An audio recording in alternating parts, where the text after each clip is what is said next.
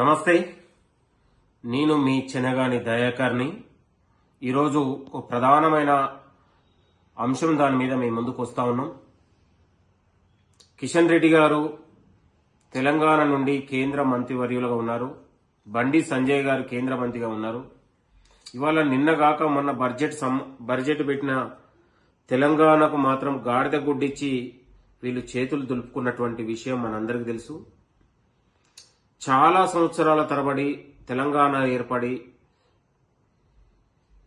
దాదాపు ఇప్పుడు మనము 10 సంవత్సరాలు పూర్తి చేసుకున్నటువంటి సందర్భంలో తెలంగాణకు రావాల్సినటువంటి ఐఏఎం ఇన్స్టిట్యూట్ ఏదైతుందో దాన్ని నెలకొల్పడంలో కిషన్ రెడ్డి గారు పూర్తిగా విఫలమయ్యారు. ఇవాళ తెలంగాణకు రావాల్సిన జాతీయ విద్యా సంస్థల ఏర్పాటులో కిషన్ రెడ్డి గారు గాని బండి సంజయ్ గాని పూర్తిగా విఫలమయ్యారు. తెలంగాణకు రావాల్సినటువంటి వాటాను కూడా తీసుకురావడంలో పూర్తిగా విఫలమయ్యారు. కాబట్టి వీళ్ళు ఒక్క క్షణం కూడా కేంద్ర మంత్రులుగా ఉండడానికి అర్హత లేని మంత్రులు వీళ్ళు. కాబట్టి తెలంగాణ ఆత్మగౌరవాన్ని మోదీ దగ్గర తాకట్టు పెట్టి తెలంగాణ పరువును తీసినటువంటి వీళ్ళు తెలంగాణ మంత్రులుగా ఉండే నైతిక అర్హత లేదని కూడా ఈ సందర్భంగా గుర్తు చేస్తాను. ఇవాళ జాతీయ సంస్థల్లో అన్ని రాష్ట్రాల్లో ఐఏఎం ఉంటది, కానీ తెలంగాణలో ఉండదు.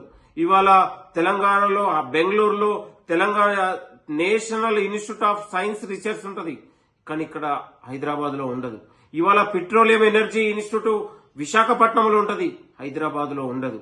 అంటే వీళ్ళు తెలంగాణ పట్ల ఎందుకు ఈ వివక్షతని ఈ సందర్భంగా గుర్తు చేస్తాను. గతంలో పార్లమెంట్ లో మోదీ గారు ఇవాళ తల్లిని చంపి పిల్లని తీసుకొచ్చారనే విధంగా మోడీ మాట్లాడినటువంటి విషయం మీ అందరికి తెలుసు. ఎందుకు ఈ తెలంగాణ పట్ల ఎందుకు వివక్షత గురి చేస్తా ఉన్నారు చెప్పాల్సిందిగా ఈ సందర్భంగా గుర్తు చేస్తాను. తెలంగాణలో జరుగుతున్నటువంటి జాతీయ విద్యా సంస్థల్లో కేంద్ర ప్రభుత్వం ఎంత వివక్షత చూస్తుందో దాన్ని ముఖ్యమంత్రి గారు కూడా స్పందించారు. కాబట్టి మోడీ గారు స్పందించాలి. ఐఏఎం నెలకొల్పేంత వరకు తెలంగాణలో ఒక భారీ ఉద్యమం జరగబోతోంది. కిషన్ రెడ్డి గారు రాజీనామా చేయాలి, లేకపోతే తెలంగాణ ప్రజలకు క్షమాపణ చెప్పాలని కూడా ఈ సందర్భంగా గుర్తు చేస్తాను. రేపటి నుంచి వివిధ రూపాల్లో కార్యాచరణ ఉంటది. అవసరమైతే ఢిల్లీలో జంతర్ మంతర్ ముందు కూడా తెలంగాణకు రావాల్సిన జాతీయ విద్యా సంస్థల మీద ఒక పెద్ద ఎత్తున ఒక పోరాటాన్ని తీసుకొస్తామని కూడా ఈ సందర్భంగా గుర్తు చేస్తూ బండి సంజయ్ కిషన్ రెడ్డిలు రాజీనామా చేయాలి. తెలంగాణకు నిధులు తీసుకురాని దద్దమ్మలు వీళ్ళు. తెలంగాణలో తిరిగే నైతిక అర్హత కూడా లేదు. కాబట్టి మేము అడుగడుగున తెలంగాణకు జరుగుతున్న అన్యాయం పైన కేంద్ర ప్రభుత్వం చూపిస్తున్న వివక్షత పైన పెద్ద ఎత్తున పోరాడతాం. తెలంగాణ ఆత్మ గౌరవాన్ని నిలబెడతాం.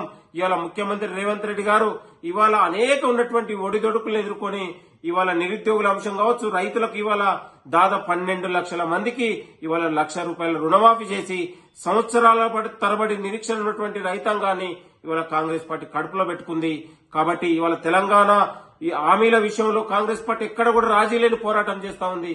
కానీ ముఖ్యమంత్రి పైన ఇవాళ కాంగ్రెస్ ప్రభుత్వం పైన మోదీ గారు విషం కక్కుతా ఉన్నారు. కాబట్టి తక్షణం కిషన్ రెడ్డి గారు బండి సంజయ్లు రాజీనామా చేసి చేయాలని కూడా ఈ సందర్భంగా గుర్తు చేస్తాను. లేని ఏడల మా నిరసన మా పోరాటం పెద్ద ఎత్తున ఉంటుందని కూడా ఈ సందర్భంగా గుర్తు చేస్తాను.